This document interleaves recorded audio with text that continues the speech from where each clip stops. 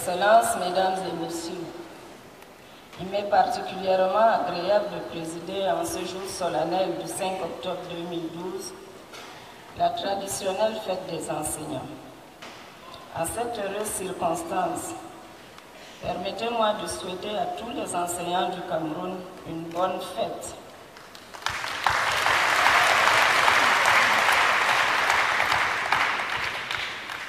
Permettez-moi aussi de remercier très sincèrement Monsieur le secrétaire d'État aux enseignements secondaires en charge de l'enseignement normal, les représentants des membres du gouvernement, les membres du corps diplomatique, les représentants des organisations non gouvernementales, les autorités administratives, politiques, traditionnelles et religieuses ici représentées, ici présents, qui ont bien voulu sacrifier de leur précieux temps pour faire honneur aux enseignants et magnifier leur noble métier.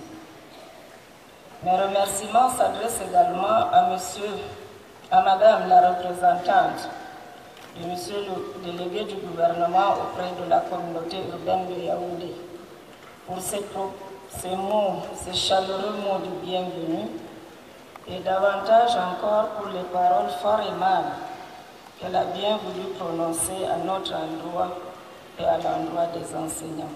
Merci beaucoup, Madame la représentante et Monsieur le délégué du gouvernement. Mes remerciements vont également à Madame le chef de la cellule d'appui à l'action pédagogique du ministère des enseignements secondaires pour sa brillante prestation et qui, au nom des enseignants, a non seulement relevé le rôle très important que joue et est appelé à jouer l'enseignant, mais également à relever les difficultés auxquelles il se confronte quotidiennement et les défis à relever, et pour terminer enfin par la formulation des recommandations. Madame la représentante des enseignants, je tiens à vous rassurer et à travers vous, tous les enseignants, que les recommandations formulées seront transmises à qui de droit et feront l'objet d'un examen minutieux par le gouvernement afin d'y apporter des solutions dans la limite des moyens disponibles.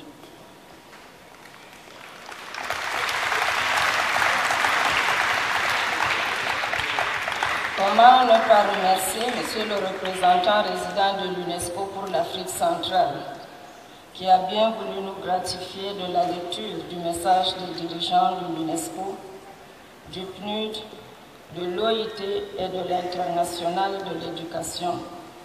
Message qui constitue un hommage aux enseignants, mais aussi un encouragement, un plaidoyer pour aller de l'avant. Mes remerciements s'adressent tout particulièrement à toutes les personnalités qui ont bien voulu faire le déplacement du Palais des Sports. Une mention spéciale à toutes les enseignantes et à tous les enseignants venus si nombreux ici célébrer leur journée mondiale.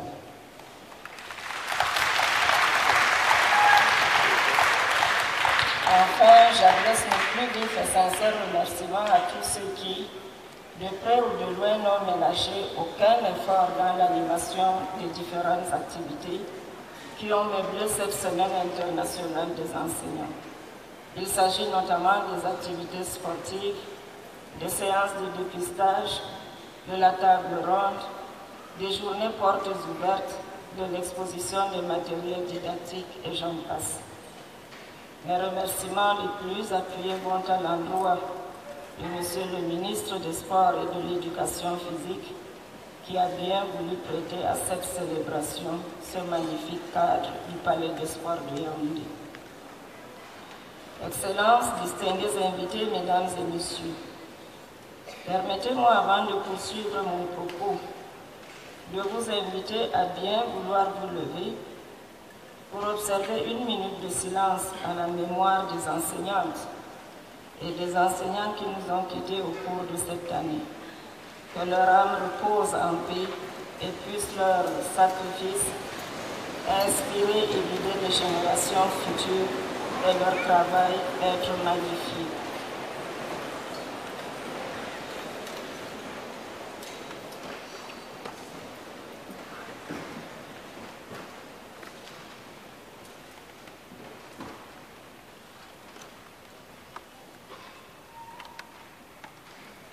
Je vous remercie.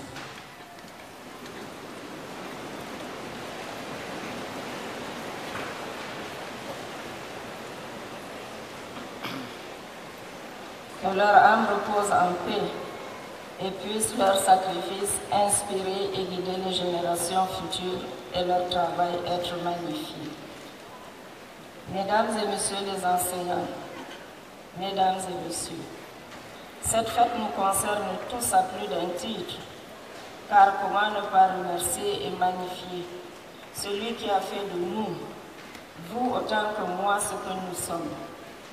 Comment ne pas glorifier et remercier celui qui, par son abnégation, son savoir et son savoir-faire, a fait de nous des architectes, des médecins, des ingénieurs, des diplomates, pour ne citer que ceux-là. Comment ne pas se rappeler que chacune et chacun de nous s'est retrouvé, d'une manière ou d'une autre face à un enseignant, et qui n'a pas reçu un savoir un jour de lui. Comment imaginer un seul instant nos enfants privés d'école et d'enseignants? Que deviendraient-ils alors sans ces dispensateurs du savoir-vivre, du savoir-être? Il y a 19 ans, la conférence internationale sur l'éducation organisée par l'UNESCO instituait le 5 octobre, journée de l'enseignant. C'est une invite aux dirigeants de la planète entière à reconnaître l'importance de l'enseignement et donc des enseignants et à leur accorder les moyens nécessaires. L'UNESCO a toujours plaidé dans le cadre de la coopération Nord-Sud afin que des financements plus importants soient alloués en faveur de l'éducation dans les pays en développement. C'est l'une des conditions essentielles pour l'atteinte d'une éducation pour tous à l'horizon 2015. Aujourd'hui, l'on peut se féliciter de l'existence d'une instance fêtière appelée Partenariat mondial à l'éducation. Excellences, distingués invités, mesdames et messieurs. En 2010, le thème de la Journée mondiale des enseignants portait sur la reconstruction passe par les enseignants. En 2011, le thème retenu était les enseignants pour l'égalité de chance. Cette année, l'UNESCO invite à célébrer la fête des enseignants sous le signe de la prise des initiatives en faveur des enseignants, agissant pour les enseignants. C'est un thème interpellatif, une invite adressée aux gouvernants pour une amélioration des conditions de travail des enseignants. Je voudrais pour la circonstance partager cette réflexion de l'International de l'éducation sur le rôle des enseignants, je cite.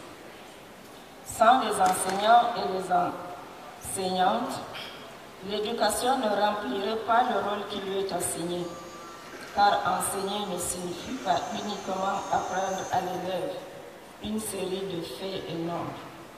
C'est inspirer, libérer le potentiel de l'enfant, lui offrir de nouvelles perspectives. Enseigner, c'est aider les enfants à concrétiser leur rêve d'un monde meilleur.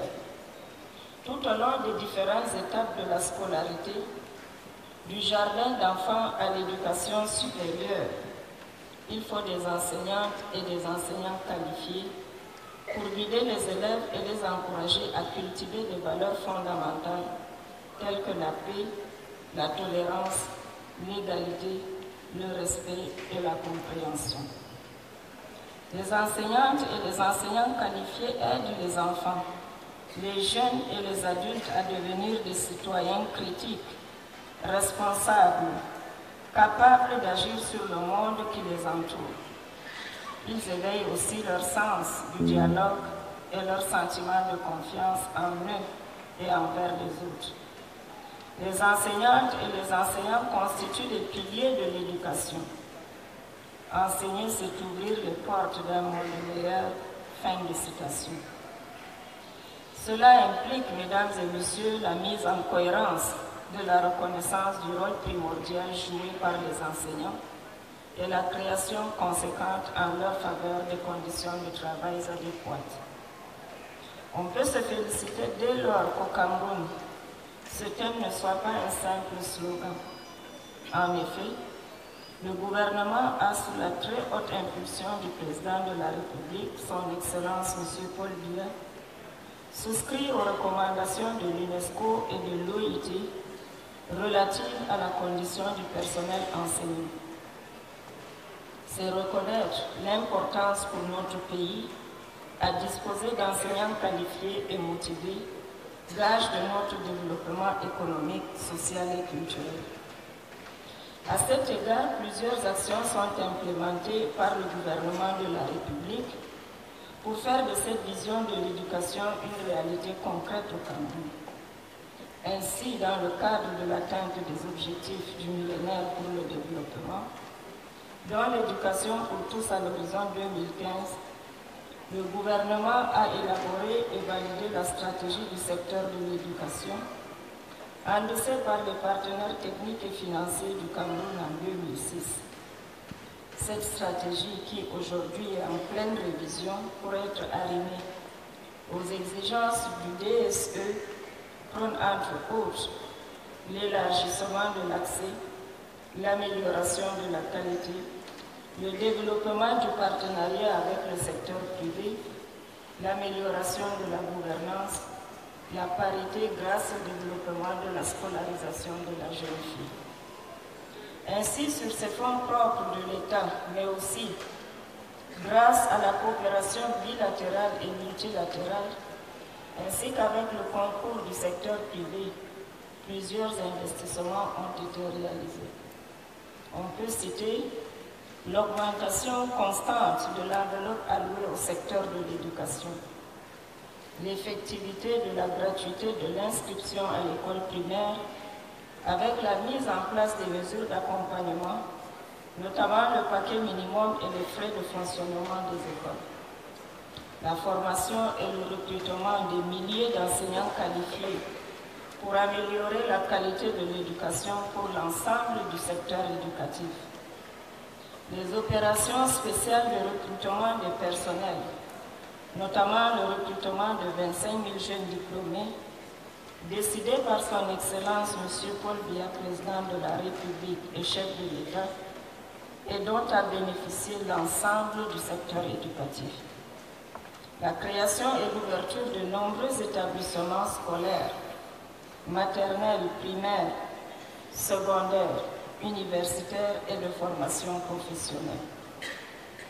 La construction et la réhabilitation de nombreuses salles de classe afin d'accroître l'accès à l'éducation. La construction des points d'eau et des latrines dans les établissements scolaires, dans l'optique d'améliorer les conditions de travail des enseignants et des apprenants camerounais.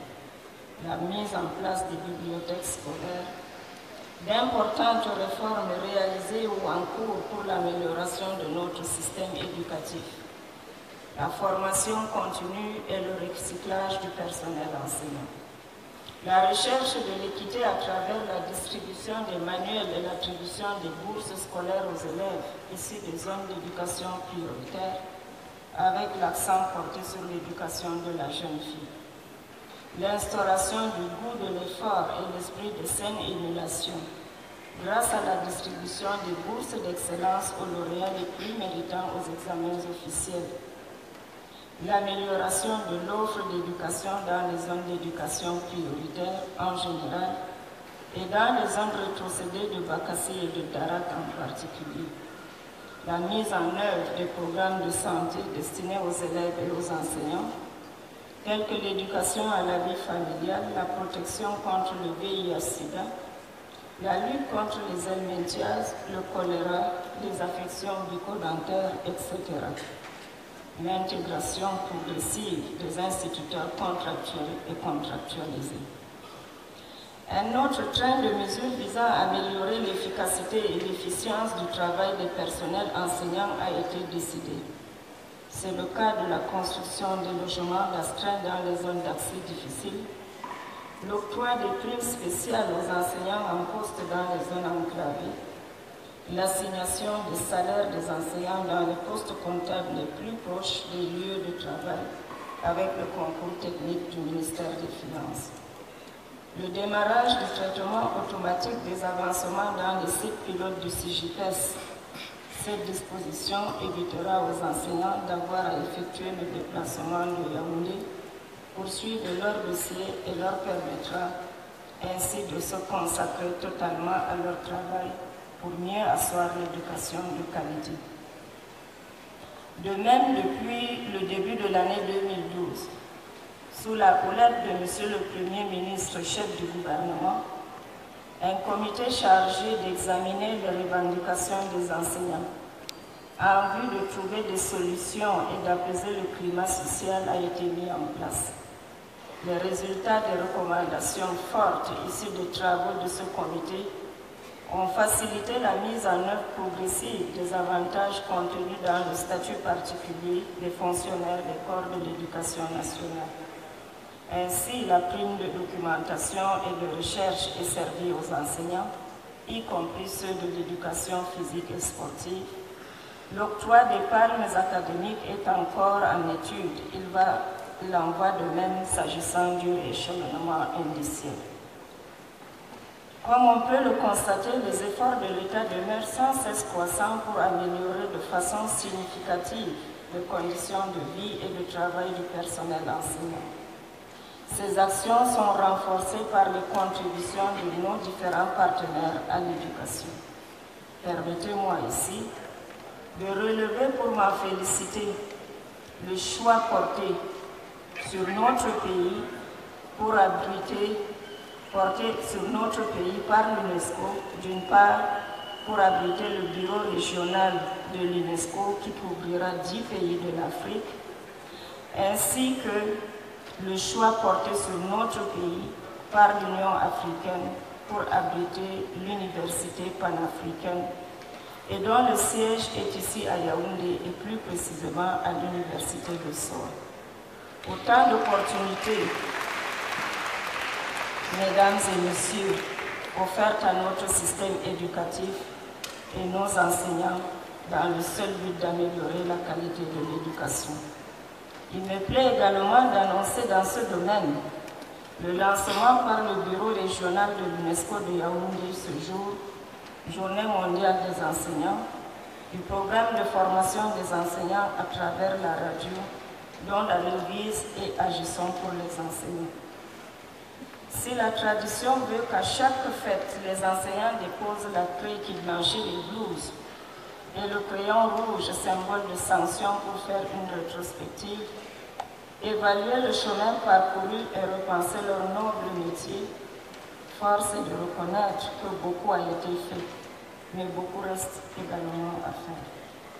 Le gouvernement de la République continuera à travailler sans relâche à la création de conditions favorables et à l'épanouissement des enseignants du Cameroun. Dans cette optique, le dialogue permanent instauré entre l'État et les organisations syndicales œuvrant dans le domaine de l'éducation constitue une opportunité indéniable qu'il faudra davantage saisir pour atteindre ces objectifs. C'est le lieu pour moi de saluer du haut de cette tribune l'esprit de patriotisme et le très haut sens de responsabilité de leurs représentants.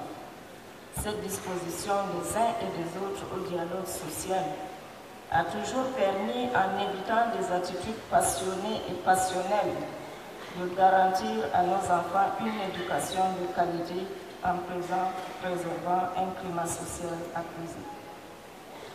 Je voudrais également saisir l'occasion idoine que m'offre la célébration de cette journée pour adresser à tous les enseignants du Cameroun sans exclusive les plus vives félicitations du gouvernement de la République et leur rendre un vibrant hommage pour leur abnégation leur esprit de sacrifice et pour la qualité du travail abattu. De même, je voudrais présenter à tous nos partenaires en général, tant au plan national qu'international, et plus singulièrement à l'UNESCO et à l'UNICEF, respectivement chef de file et co-chef de file du secteur de l'éducation, la profonde gratitude du gouvernement pour leur inestimable contribution aux efforts de modernisation du système